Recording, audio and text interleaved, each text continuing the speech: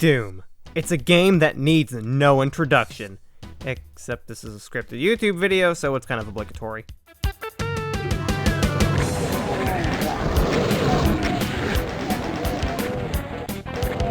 Released in 1993, Doom is perhaps the most famous game id Software has ever made. It helped to thrust the still fledgling first-person shooter genre into the spotlight, building upon the foundation of the company's previous FPS titles, namely Wolfenstein 3D, while still retaining all the title's upfront simplicities. You are an unnamed super soldier marine in the future, fighting an invasion of demons straight from hell using 6 guns and your bare fists in 24 levels. 27 if you count secrets. The part that made this all truly amazing for the time, however, was that everything in Doom was happening in a 3D world, something practically unheard of in 1993. It's a technically impressive, fun, approachable, and simple game with an impressive amount of depth that makes it near infinitely replayable, and a massive part of its legacy, beyond the gameplay and the many mods, is the music. Bobby Prince's score to the game managed to be both equal parts rocking and tough, atmospheric and suspenseful, and everything in between. It was heavily inspired by rock and metal at the time, and while you can argue that it kinda borders on plagiarization, we're not here to talk about that today. What we're here to talk about are ports, re-releases, remasters, the kind of things that expose Doom to a new generation of gamers who grew up with different kinds of hardware than just a 486 DOS computer in the early 90s. Every port of Doom is a unique, often weird specimen, and one thing that made each of them stand out was how they had to handle the music. Near 100% console parity wasn't exactly a thing in the 90s and early 2000s, and this especially rang true for sound hardware. Every single game console from that time had a different approach to sound. Some used dedicated synthesizers, others just made the CPU do everything. Some were designed to stream audio from CD-ROM, others mixed samples in real time. As a result, the PC versions of Doom and the 10 console ports all feature unique soundtracks that sometimes do an excellent job at using what was available to the developers, and sometimes fail completely. In this video, we're going to examine all of the major ones in chronological release order, see where they failed, what they could have done better, and in the case of the many failed ones, how they could have sounded. I'm Speedy, and welcome to an in-depth look at the many different soundtracks of the original Doom.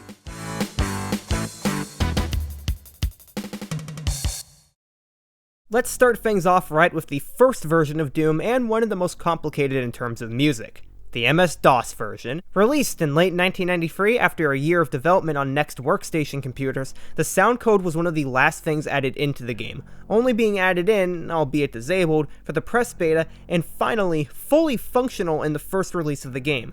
That first release supported many of the major players on the sound market at the time, though later versions of the game would add more. One thing that I should explain before I talk about the two main soundtracks of Doom on DOS is how game music typically worked back then. Nowadays, music is normally stored as something like an MP3 or OGG file, and these contain audio data in a compressed form that plays the same no matter where you play it. An MP3 will sound the same on an iPod as it will on this unholy Toblerone looking abomination because it's an audio recording. Storing something like that takes up space though, and depending on the format, the quality, and the length, you can have a file that weighs in anywhere from 100 kilobytes to 100 megabytes, and anything in between and beyond. That wasn't exactly economical for storage in the 90s though. Remember that we were still regularly using floppy disks at that time, which could only hold as much as 1.44 megabytes on a single disk, and that was the highest capacity really used by consumers. That's not even mentioning that a lot of people were using hard drives that couldn't even hold a single gigabyte. A better solution then was just to store raw playback information that the computer would have to interpret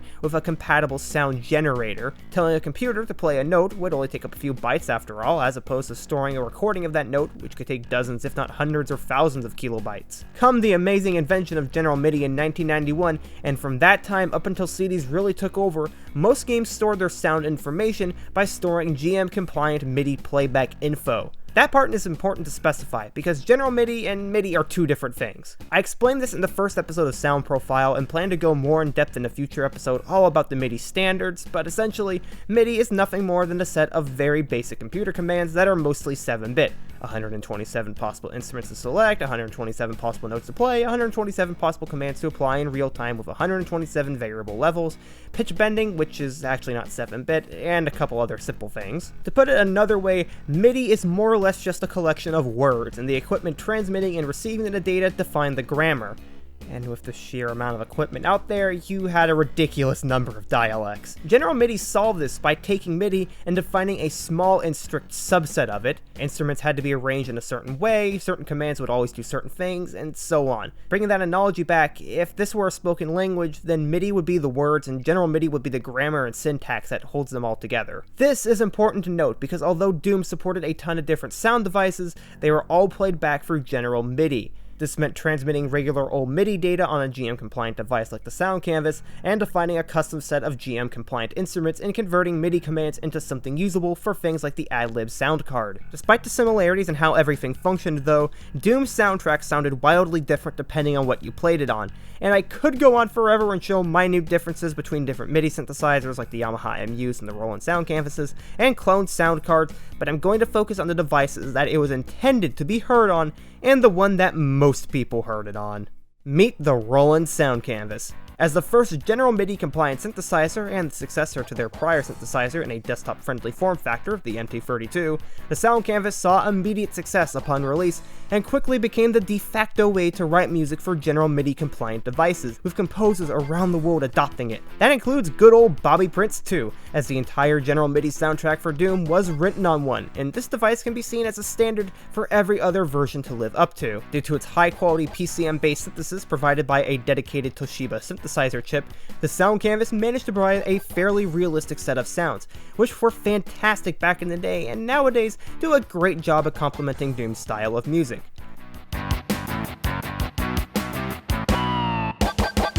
Simply put, this is the Doom soundtrack to judge all other Doom soundtracks by. But what about other MIDI modules? After all, the entire point of the General MIDI standard was to be able to listen to the compatible music on any compatible device bearing the General MIDI badge and feature set, and Doom's support for the standard guaranteed that the music would play right on computers and synths for generations to come. So here's a quick sampling of the many ways that one could have been hearing Doom around the time of its release.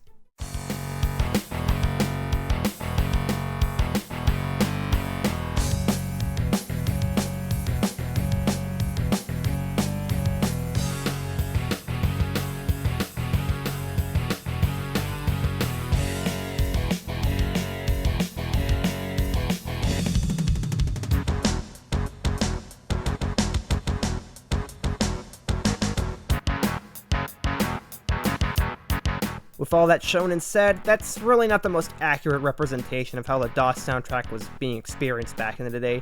It wasn't until recently that MIDI modules became so affordable that anybody willing to save up a little bit of cash could use them for gaming. So how did people hear that rocking and atmospheric soundtrack? Well, they were hearing it through the other main option in Doom: FM synthesized music. Specifically, FM synthesized music for an ad-lib or Sound Blaster sound card, or compatible. Before the days of audio being done entirely in software on a CPU, and before the days of sound cards being built into computers in the late 90s and early 2000s, the ad-lib and later Sound Blaster were the reigning champions of the sound expansion card industry for their affordability and simplicity. At the core of these cards were either an OPL2 or OPL3, low-end budget synthesizers by Yamaha that used a form of sound generation known as FM synthesis. In essence, FM synthesis is the process in which an origin wave, the carrier operator, is modified or modulated by another wave, the modulator operator, to create a new sound. However, much like any other form of synthesis, FM is kinda complicated to learn. That created a situation where not a lot of people were willing to program for it. After all, a lot of musicians aren't exactly willing to sit in a room for hours programming sounds, and I can't imagine many other people were willing to learn how to program a complicated form of synthesis they might only use once or twice in their career, so the ad-lib and Sound Blaster have unfortunately kinda gotten a poor reputation that wasn't their fault. That is, in part, thanks to Doom's handling of music on them. It doesn't sound fantastic in a lot of cases.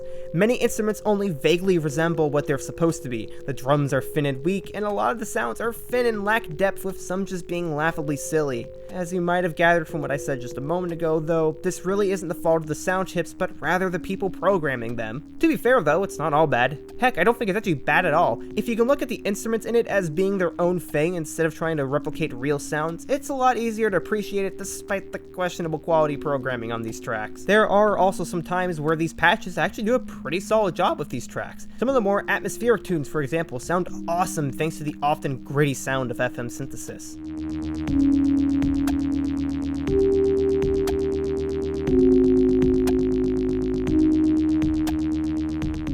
But still, this is Doom, a game by id, and everything by id should be 100% awesome, right?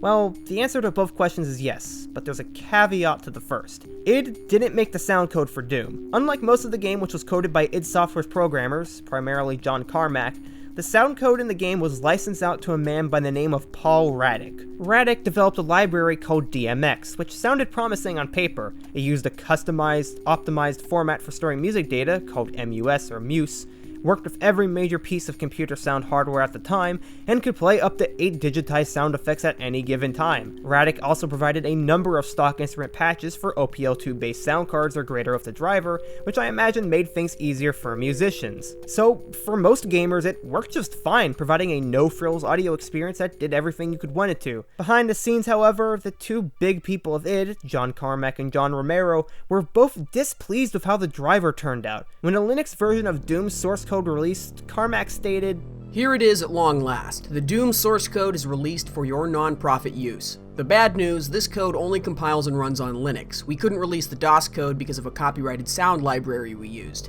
Wow, was that a mistake? I write my own sound code now." While Carmack addressed things in a typical robotic way, as expected from the guy who got rid of a cat for having a net negative impact, Romero was a little more upfront about what he thought about Raddick. When addressing some of the issues with the 1.6 update of Doom, he said that, "Our sound code dork broke part of the sound support. He's a real shithead. We have no time to wait and hope that the sound dork fixes these problems, as he's demonstrated in the past year and a half that he's incompetent." So, yeah, DMX was kind of a disaster, and it's clear that some of the higher-up people at id weren't very happy.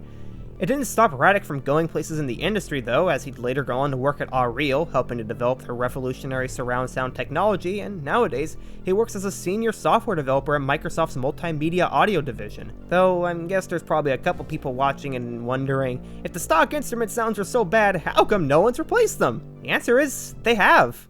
There's a mod compatible with the vanilla version of Doom known as DMX OPL, which replaces many, if not all, of the patches included with the game, with higher quality counterparts designed to be closer to the sounds of a sound canvas. These take advantage of the additional features offered by the OPL free, although there was still an older OPL2 patch available that doesn't sound as good, but it's still pretty solid. The result of all this? Listen for yourself.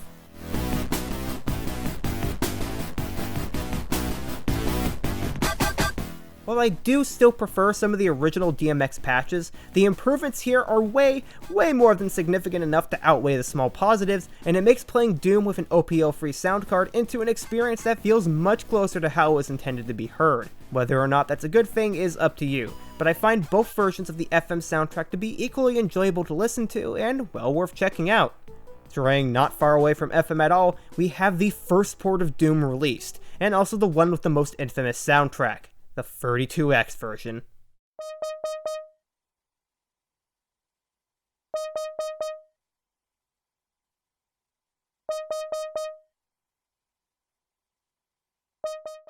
If you're not aware of what that thing exactly is, I don't really blame you. It was a failed attempt by Sega to try and breathe a tiny little bit of life into their dying Mega Drive platform, known as the Genesis in North America. It brought a number of enhancements to the table, including dual 32-bit Hitachi SH2 processors, a new custom graphics processor, more RAM, and 4 high-quality sound channels, capable of playing sampled recordings which fit right out of the existing sound hardware of the platform it added onto. That being a Yamaha OPN2 sound chip, aka the YM2612, which offered 5 channels of FM sound and a 6th channel that could function either as an FM channel or sample playback channel, and a Texas Instruments SN76489, a 4-channel square wave generator embedded side of the video processor chip.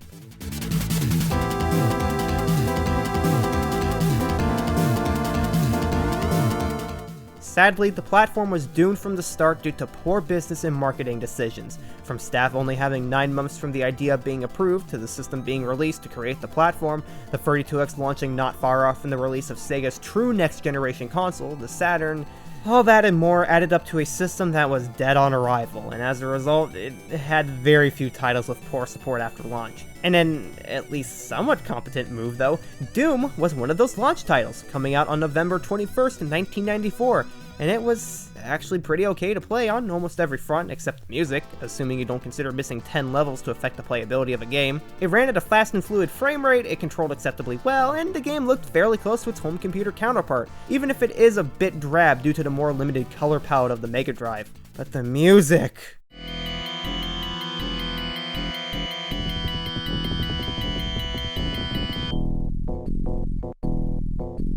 No matter how staunch a defender of the console sound hardware one might be, and rightfully so I might add, there's no denying that the soundtrack of this version didn't turn out well at all. The use of FM here is extremely poor, and unlike the stock OPL FM soundtrack of DOS Doom, which had at least some redeeming qualities to it, there just isn't anything good about this one. Everything sounds weak, thin, unappealing, farty, lacking in richness, and just generally unpleasant. And once you start digging deeper, it's clear as to why things sound so bad, but also somewhat unfortunate. While an exact time as to when 32X Doom started development isn't known, it's definitely no longer than the 9 months that the 32X was given to be created, and the earliest known prototype of the game is dated September 6, 1994, just 2 months before release. So it's probably safe to assume that the developers didn't have more than maybe 3 months tops to finish the game. That painfully short time frame is further compounded by a quote from Sega of America's senior producer at the time, Scot Bayless. When asked about developing the port, he had this to say on the matter. I spent weeks working with John Carmack, who literally camped out at the Sega of America building in Redwood City trying to get Doom ported. That guy worked his ass off, and he still had to cut a third of the levels to get it done in time. Nobody at Sega was willing to say, wait a minute, what are we doing? Why don't we just stop? We stormed the hill. When we got to the top of the hill, we realized it was the wrong damn hill. It was a terrible situation to say the least, and it's obvious that the port's musician, Brian Coburn, wasn't given much to work on. The port used the GEMS sound engine, which actually isn't that bad despite the reputation it's been given due to musicians using it poorly, but this game didn't do anything to help that reputation. It's obvious that tracks here were just simple conversions to the original MIDI tunes created by plopping them into GEMS, picking some relevant channels to convert, and calling it a day. It's not like the person working on this port was bad at sound work either. While Coburn's name may not sound immediately familiar, he was the man responsible for getting Magyari Andros' amazing Echo the Dolphin soundtrack converted to work on the Mega Drive, and that thing is a prime example of how FM synthesis can be used efficiently, albeit in a much different way.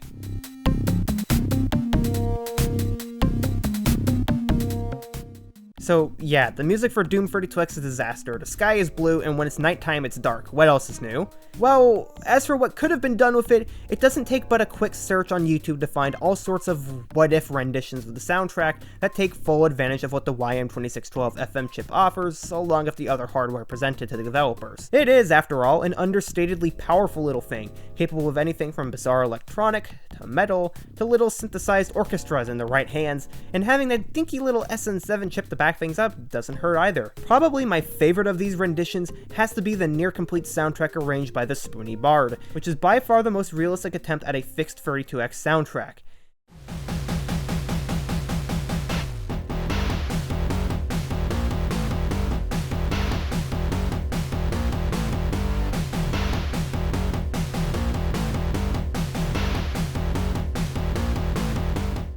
It doesn't do anything crazy with the hardware, and it doesn't stray far from the original MIDI files, instead relying on well-programmed instruments to carry it, while still being totally practical to implement in a homebrew port now, or retail port of the 90s. Just a week before Doom hit store shelves for 32X owners though, owners of another equally failed console were graced by the title's presence. Doom for the Atari Jaguar.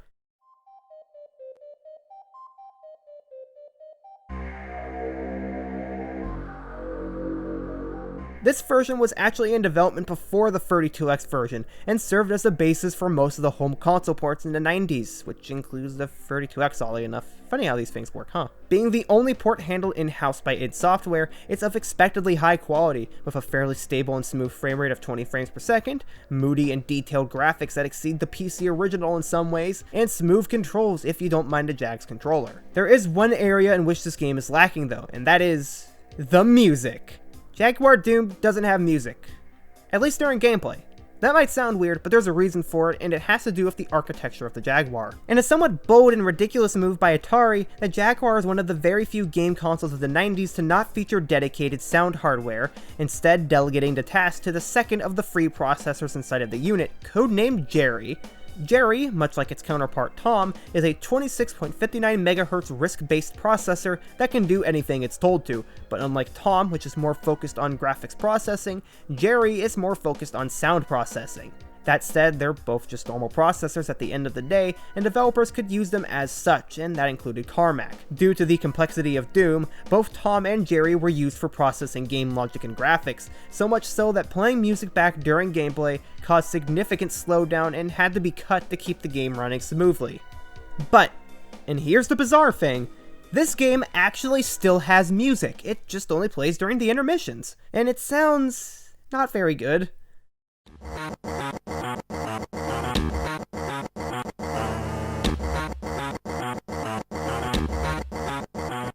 I was curious to find out why that is and why it sounds like it does, since the Jag is more than capable of good sounding music. After all, the Jaguar has no real defined sound architecture and as such, can be programmed to do whatever the developer needs. That could be FM synthesis, wavetable synthesis, something in between, or just regular old sample playback. The last one proved to be fairly popular on the platform, as a decent number of Jaguar games feature sample-based tracker music just like on the Amiga computers, including the ever-popular and ever-awesome sounding Tempest 2000.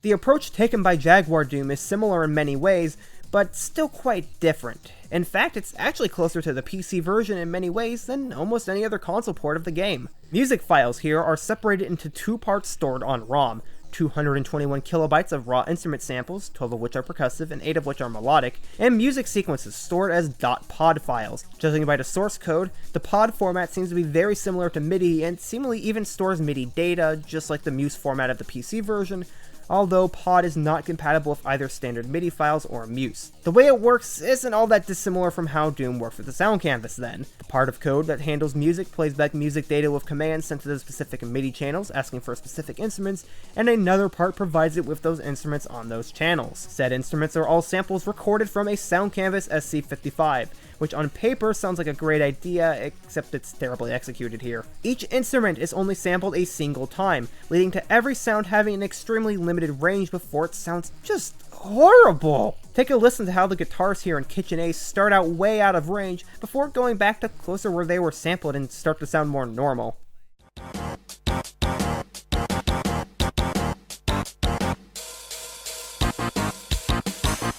This problem is exhibited in almost every single sound here, and it just results in this really overall ugly texture. Another problem is the poor sample looping. These sounds are obviously very tiny, as storing dozens of seconds of raw sound isn't practical, so at some point they have to loop back to a predefined point. Sadly, the points chosen here can be ear-grating and even show signs of popping and crackling.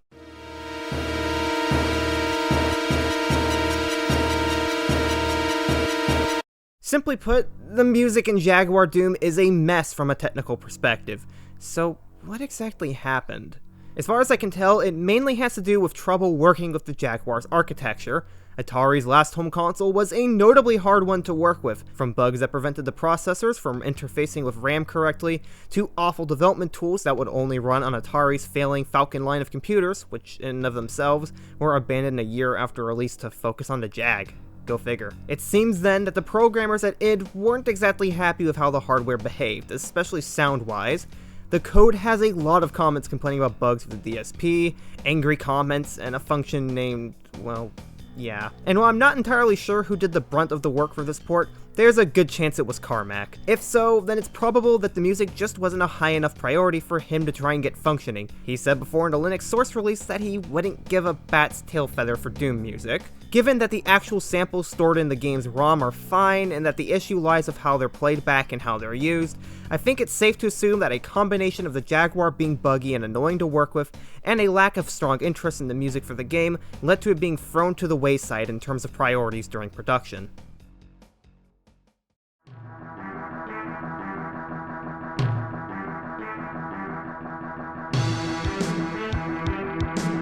Moving right along, the next version released was the Super Nintendo port, perhaps the weirdest one from the time. Unlike other ports which were at least based on the source of the original game, SNES Doom runs on the brand new Reality engine, made from the ground up to run the game efficiently using the SNES's painfully slow 3.58 MHz Rico 5A22 processor, in conjunction with the more reasonable 21 MHz GSU2 enhancement chip placed inside of the cartridge. The result was a port that shouldn't even exist, or run as well as it does, yet here it is, and it is darned impressive from a graphical standpoint, even if it didn't run that fast. It's also the first port that didn't completely screw up the music in some way. The poorly programmed farts of the 32X version and the awful sampling of the Jaguar version are gone, and instead, we get some reasonably okay sampling courtesy of the Super Nintendo sound chip.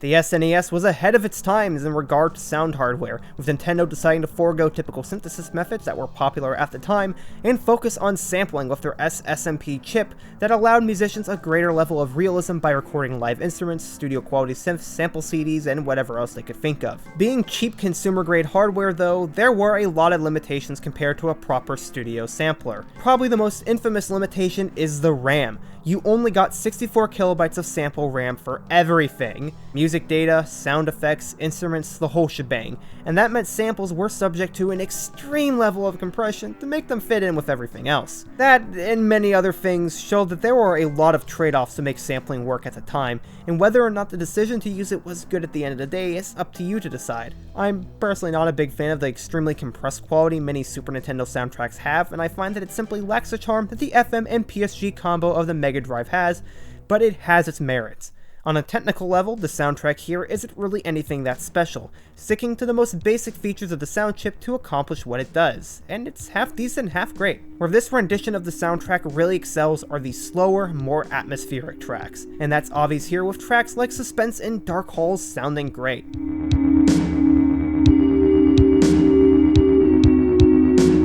In comparison, tracks like Donna to the Rescue and At Doom's Gate aren't terrible, but are definitely much weaker. The most egregious problem with the heavier tracks like this is the usage of some wildly different instruments compared to what was intended. The cheesy but powerful distortion and overdriven guitars are replaced with strings and much weaker electric guitars that don't suit the type of music on hand here. It's not terrible, and it never ever reaches 32X levels of bad, but it's far from what I consider alright. At the end of the day though, SNES Doom's soundtrack is good enough. It's got some problems, but there's nothing so major that it becomes unlistenable, and it generally maintains a good level of quality. 2 months later though, a very unique version of Doom was about to be released on the world, and with it, a wildly different soundtrack.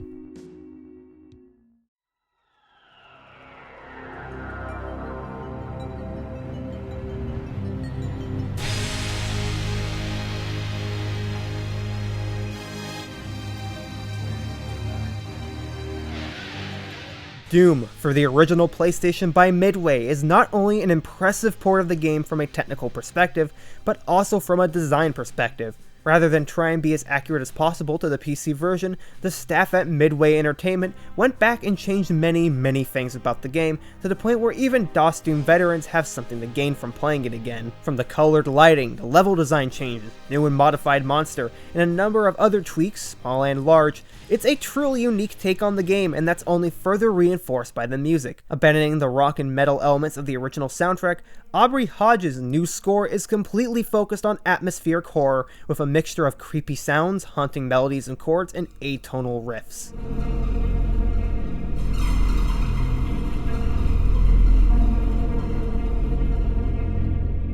Now, the reason for this stark change in both composer and musical style was due to circumstance. At the time, Bobby Prince and id Software had a falling out, which led to both the sound effects and the music being unavailable for the port. So, Midway is insistent that Aubrey, then audio leader and director, take Bobby's place and replace everything that was missing. Sound effects that couldn't be tracked down were replaced with new ones, with a focus on making them less realistic, but instead offering more satisfying and futuristic sounds. And an entire new soundtrack had to be made, but due to troubling limitations, it had to be different. The original PlayStation featured a proprietary sound chip that in many ways was just an evolution of the one featured in the Super Nintendo. It used the same BRR or bit rate reduction algorithm and similar features like hardware reverb, but supported 24 voices instead of just 8, had 8 times the amount of onboard RAM, natively supported MIDI commands, and a number of other improvements. It was still subject to a lot of the same issues though, being that it was sample based. There was still a lot of craftsmanship and hard work involved in getting sounds to actually sound good, and some like guitars were as difficult as always to get to sound good without taking up a ton of memory. And while it's true that you can just stream music from a CD as standard Redbook audio, that wasn't always possible. Doom is an example of that, as the CD is constantly in use for streaming level data to the PS1's measly 4 megabytes of RAM, which meant that using the internal sound chip for everything was a must. In an episode of Backseat Designers where Aubrey guest starred, he explained some of his troubles trying to stick to the original formula of Doom's music on that chip, and instead how he came to the decision to make it all atmospheric. So I started making some sounds, to try and make some of this kind of music that was known in the first game and the original releases and stuff. And it sounded so crappy to me. I was just like, oh my God, this is a Mickey Mouse ass garbage. I can't make it sound cool with this silly thing. What am I going to do? Well, when I was making one of the sounds, I was messing with the sample rate, and I thought to myself, man, this is an ugly-ass sample. Out of curiosity, I thought, I wonder what happens if I drop the root key way down and play it way lower than it ever should be played. I wonder what all this weird, glitchy aliasing is going to sound like at that speed. Yeah, and it sounds like a demon having Mexican. Right, it sounds like a hellish orgy or something, It was terrible. And I thought, oh my God, this is really disturbing, man. This is brown note territory. This is bizarre. Perfect. And so, despite higher-ups expressing disinterest in a new route, Aubrey began the process of rescoring the entire game in a new direction, working around the limitations of the PS1 and often getting himself in depressed and sorrowful moods just to be able to create a more meaningful and emotional soundtrack. It all culminated in what some would consider the best soundtrack for this iconic game. I can't say I exactly agree with that sentiment, not because I dislike Aubrey or Bobby's music, but just because they're both so different. It changes the atmosphere of the game a lot, from something fast and action-packed with a little bit of horror, to legitimately unnerving and unsettling, which I think fit better with the hardware and is just as valid a take on Doom as the direction id wanted to take it. It also works well with this port as a whole. Doom for PlayStation has a darker, moodier tone, with gritty colored lighting, dark sound effects, and just overall excellent use of the hardware to make a very gloomy experience. That extends to the music as well. Despite having less than 512 kilobytes of memory to do music with, all things considered, since sound effects have to be crammed into that as well, Aubrey made the best of it and did some really clever things on a technical side. The game disc contains somewhere around 150 unique mono sounds sampled at 11 kHz to use as instruments and sound effects, with a couple dozen of them being loaded into RAM at any given time. After the appropriate instruments for the level are loaded into RAM, they're then played back by a sequence file containing MIDI data. It's fairly standard stuff in that regard, but what makes the music so impressive is the use of samples to create a daunting atmosphere. It's not uncommon now for soundtracks to sample and manipulate mundane things, but this was unique for the time and still holds up really well.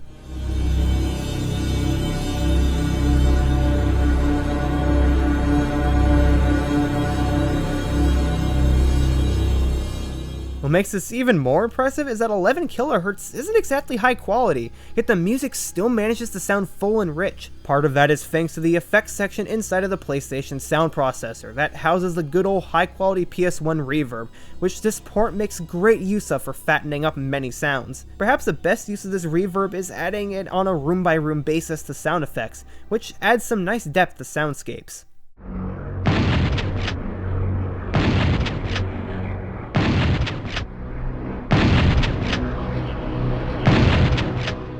All in all, PSX Doom is an impressive soundtrack attached to an impressive port, and is by far my favorite take on the soundtrack on a console. Unlike the Saturn port of Doom. I'm breaking order here a little bit to cover this ahead of time, as it's based on the PlayStation version in most every way, just worse in most every way, and there also isn't a whole lot to say about it. Due to some self-admittedly poor decisions on part of John Carmack, this version of the game runs at an abysmally slow average frame rate of 12 frames per second, which renders it borderline unplayable, and problems with the game also extend to the soundtrack. While it does use the same tunes as the PS1 version of the game, they're all stored as CD audio instead of being redone for the Saturn's equally capable YMF292 sound chip. While you think that they might be higher quality versions of the tracks since they're not confined by the limitations of the PS1 sound chip, they're actually just pre-rendered versions of the PS1 tracks, often with 2 to 3 minutes chopped off of them to fit within the storage limitations offered by raw CD digital audio. It's a shame too, as assuming proper tools could have been provided to or made by the developers, the music here could have been just as high quality as the PlayStation counterpart, but we ended up with something way too cut down for its own good. And now with that out of the way, let's get to what might be the most infamous port of Doom.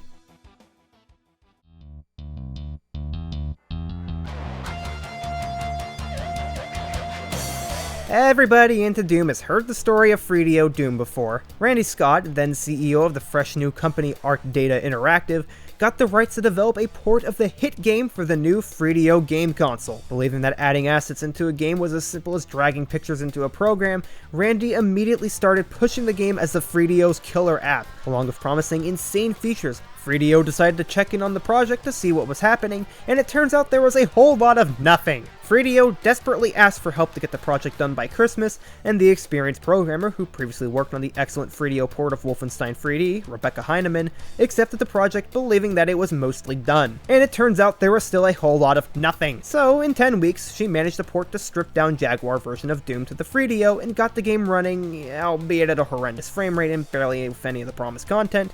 But that didn't stop Randy, who went ahead and published 250,000 copies of the game without even trying the final print out. So, was the promise of Doom enough to get all 250,000 3DO owners out there to buy the game and save the project? Well, in a surprising and completely unexpected turn, the game sold horribly and Arc Data Interactive frickin' died. Needless to say, the port is still impressive considering it was done in 10 weeks, but it's also still a complete and utter mess by all accounts. Except for the music. Kinda. Sorta? Maybe. It's a long story. Due to the severe time constraints of the project, Rebecca was unable to get the music code from the Jaguar functioning in time for release, thank goodness. But the 3DO did have support for CD audio streaming built in. By some stroke of luck, Randy was actually a pretty talented guitarist who had a small band at church. So, with his band and recordings of the soundtrack sent by Rebecca in hand, they began working on recreating the soundtrack of Doom using their gear. The result is what some people consider the best rendition of the soundtrack, and I'm at least partially inclined to agree.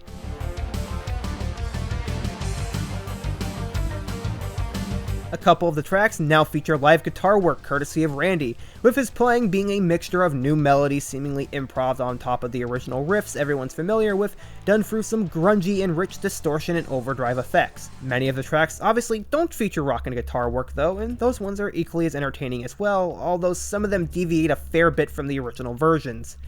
The Imp song, for example, is much more electronic, with a picked bass and standard rock drums in the original version being replaced with a synth bass and TR-808 kit for much of the tune. Other tracks have some bizarre changes, like E2M9's track having the distortion replaced with a muted guitar, and the guitar noises being replaced with brass stabs?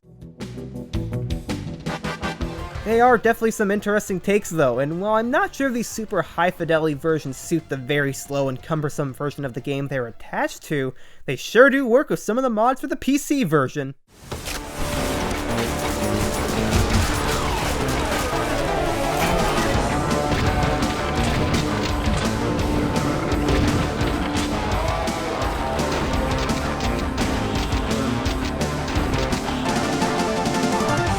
All in all, Randy and his band did a solid job remaking these tunes with a higher degree of fidelity, while staying mostly true to the originals.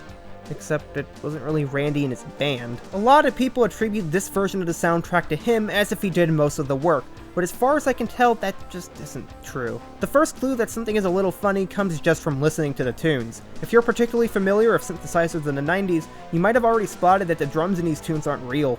In fact, they're standard ones that Roland used on many of their synthesizers. On top of that, many of the instruments used in these tunes also come from Roland products, such as the basses, strings, bells, choirs, basically everything that isn't obviously a live guitar was sequenced on a computer and played back by some sort of Roland synthesizer, likely a JV, XV, or XP of some sort. And that's no big deal, right? After all, tons of music from the time was sequenced and plays back on the JV, like StarCraft, Castlevania Symphony of the Night, Command & Conquer, MechWarrior 2, and so on, and many people who play guitar and other similar instruments do sequencing. Well, yeah, but it doesn't take but a look at the credits to see who actually did most of the grunt work here. Brian Solano. Considering this guy's track record with game development and the fact that Randy is just a guitarist, and still primarily one when he got into music teaching businesses, it's pretty safe to assume that he did all the major work while Randy just played guitar for a few tunes. In fact, only 5 of the 14 tracks feature his playing in them. So that's that.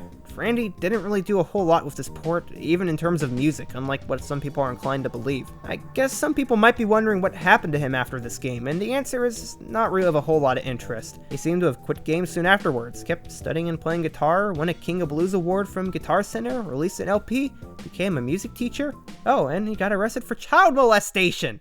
Jeez! Well, anyways, Doom for GBA.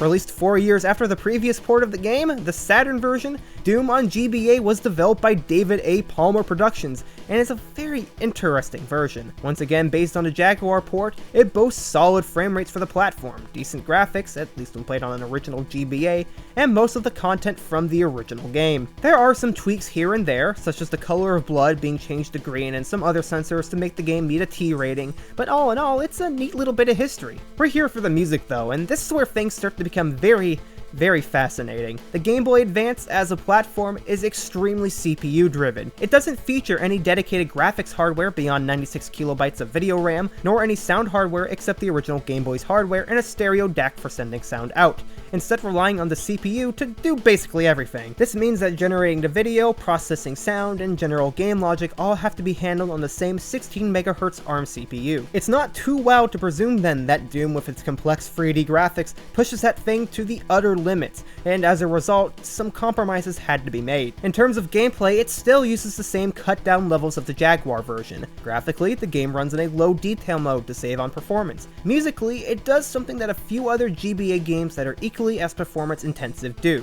Use the built-in sound hardware. For clarification, most titles on the platform use the GBA's DACs as nothing more than a way to send audio mixed on the CPU out through the speakers and headphone jack, which is kinda what they're intended for.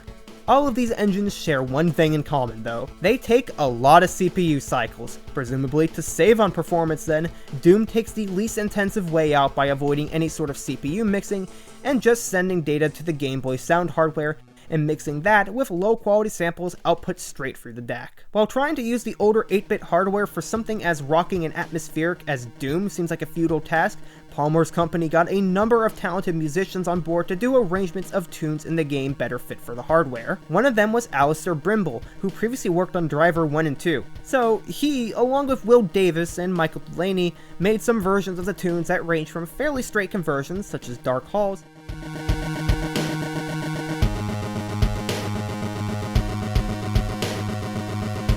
to much faster and upbeat conversions of tracks like On the Hunt.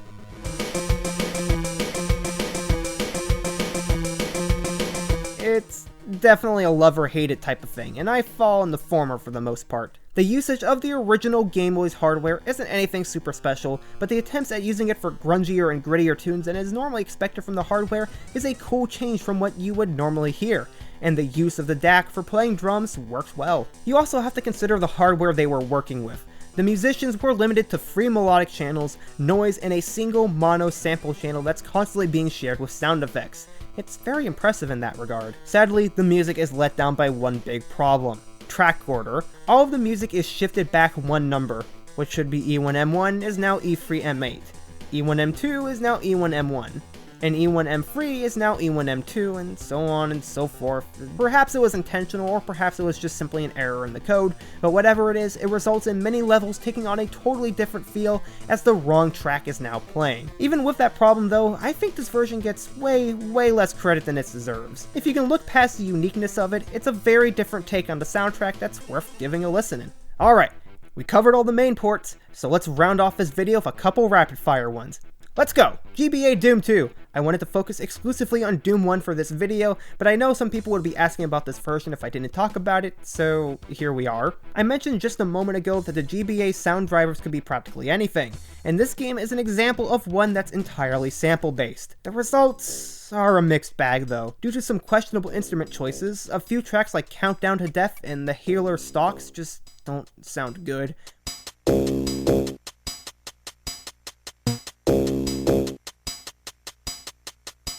While others like Into Sandy City do hold up quite well.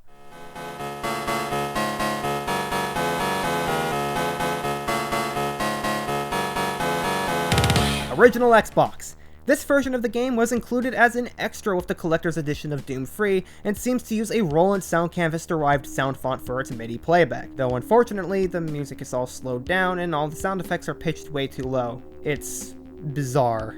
360 and PS3. These ports were included with Doom 3 BFG Edition and are very similar to the Xbox version, but they swapped the sound canvas sounds with ones from the Gravis Ultrasound patch set for Doom. The original DOS version of the game didn't ship with support for that sound card, but fans were able to add it in, and it became an official method with some patching. It remapped some of the stock Gravis Ultrasound instruments to be general MIDI compatible, and the results weren't exactly amazing back then, and they certainly aren't now. And that's it. That's every official version of Doom and the many different soundtracks that they included. Over the years, just a single game has seen FM synthesis of many kinds, rockin' tunes played back by early desktop MIDI hardware, atmospheric horror courtesy of a high-quality sampler, chiptune from the hardware of a 1989 handheld, high-quality CD audio made by an incompetent CEO, and total silence while you're in the thick of it, courtesy of the Atari Jaguar. Just this one single game tells a whole heck of a lot about not only gaming history, but music and technology history, carrying a crazy legacy along the way. The only question left now is, what was your favorite soundtrack of the game? For me, I still can't deny that even looking for all these soundtracks and giving them a fair shake, my favorite way to experience Doom is with Bobby Prince's original MIDI tracks on some sort of MIDI module. That said, I also love the PlayStation soundtrack for the game, and I'm glad that some people actually took the time to port over all that version's assets to PC, so it can be played with nicer controls, higher resolution, and a greater frame rate. I also really like every port's type of music. Even the ones that I hated still had something to learn from, and still something to examine, which made them worth taking a look at for me. But hey, it doesn't matter how you experience Doom. Whether you're a hardcore Super Nintendo fan, a Sony fan for life, a dedicated PC gamer, or anything in between, there's no denying that in any incarnation, Doom and its music is awesome.